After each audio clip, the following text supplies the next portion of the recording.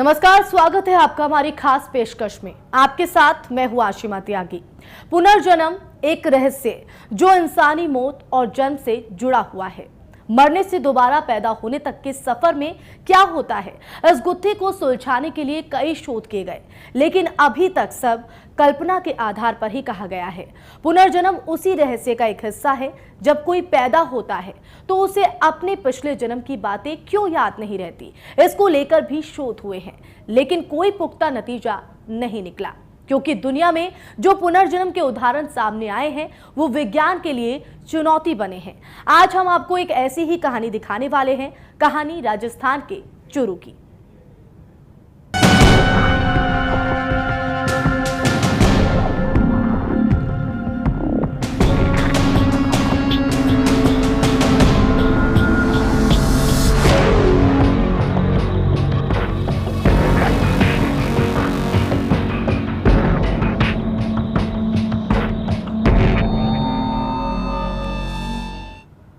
अक्सर पुनर्जन्म के किस्से सुनने को मिलते हैं। आप शायद कुछ ऐसे बच्चों से भी मिले हों जिनका पुनर्जन्म हुआ हो, लेकिन क्या ये संभव है? और कैसे हम ये तय करते हैं कि ये बच्चा पिछले जन्म में क्या था और कहां था? हम आज आपको एक ऐसे ही बच्चे से मिलवाने वाले हैं जिसके बारे में ये कहा जा रहा है कि उसका पुनर्जन्म हुआ है, क्योंकि रिबर्थ को लेकर हमारे समाज में कई कहानियां और बातें प्रचलित है। लिहाजा रिबर्थ को समझना जरूरी है। पुनर्जन्म की एक सच्ची कहानी और उस बच्ची की पुरानी बातें।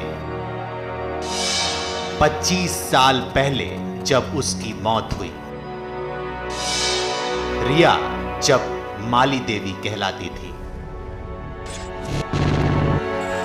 क्या वाकई पुनर्जन्म होता है? क्या 25 साल पहले की बातों को मरने के बाद भी कोई याद रख सकता है? और क्या है पुनर्जन्म का रहस्य? ऐसे कई सवाल उठते हैं जब 6 साल की ये बच्ची 25 साल पहले हुई मौत का सच और अपनी पिछली जिंदगी के बारे में बताती है।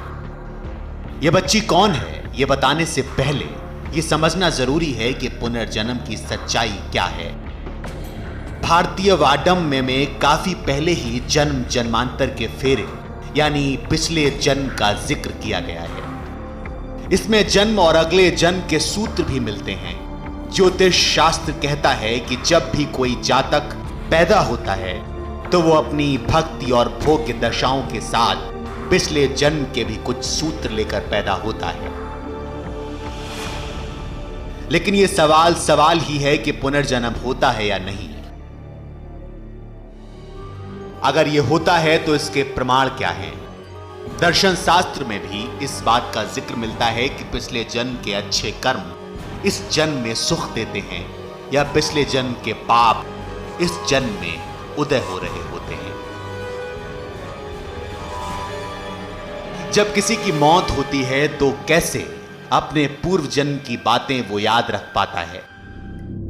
ये सवाल इसलिए क्योंकि अक्सर हमने ऐसे बच्चों को देखा और सुना है जो अपनी पिछली जिंदगी के बारे में बताते हैं। आम लोग ही नहीं, कई खास लोगों के बारे में भी पुनर्जन्म के किस्से कहे गए हैं।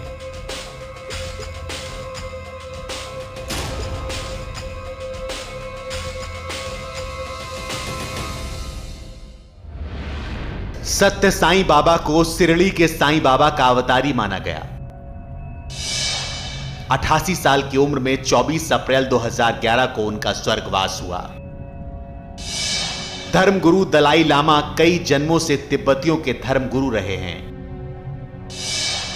शरीर त्यागने से पहले वो बता देते हैं कि कहां पैदा होंगे। 35 साल बाद उन्होंने बताया कि वो एक रहस्यवादी लेखक थे। ये वो नाम है जिनके बारे में यह कहा गया है कि इनका पुनर्जन्म हुआ है। कई बार अकाल मौत के बाद भी लोगों का पुनर्जन्म हुआ पाया गया और ऐसा ही एक किस्सा है चुरू का। जी हां, चुरू में पुनर्जन्म की दास्तां सामने आई है।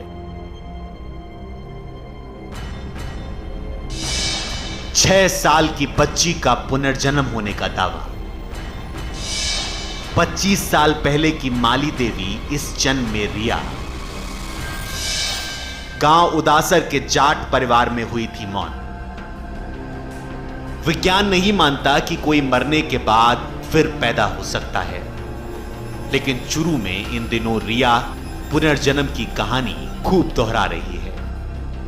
रिया, यह बच्ची सारे वैज्ञानिक तर्कों को झुठला रही है। 6 साल की मासूम रिया जो कहती है कि उसने मौत के बाद फिर से जन्म लिया है, जो कहती है कि वो अपने पिछले जन्म के परिवार को पहचानती है। यह बच्ची जानती है कि पिछली जिंदगी जो 25 बरस पहले ही खत्म हो गई थी, उसमें क्या हुआ था। जी हां, हैरान ना हो, यह बच्ची अपने पिछले जन्म का हर सच जानती है।